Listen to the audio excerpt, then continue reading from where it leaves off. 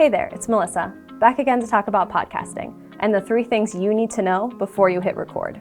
Like I mentioned in the last video, we produce 14 podcasts in-house across our automotive brands, so we know a thing or two about podcasting. My first tip, podcast analytics aren't great, especially when you compare it to YouTube. If you look at the back end of your podcast software, you only really get the number of downloads and plays, which they're basically the same thing. Now, there are improvements in the market. Apple's Podcast Connect and Google's Podcast Manager are striving to help this, but you're really kind of stuck. So how do you measure success when you don't have a robust analytics to back it up? You pay attention to the upward trends and do more of that. We actually did a case study on one of our brands, Body Shop Business. I'll link to that below, and that's exactly what we did, and it really helps. Tip number 2, if you build it, it's possible that they won't come.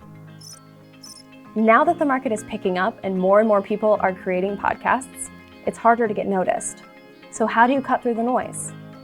Make a big deal out of your launch. Let everyone know on social media that you have a podcast and you want to be heard. Guest hosts on other podcasts, reach out, expand your network, see if they have a podcast and if they'd be willing to do an interview. And then stay consistent.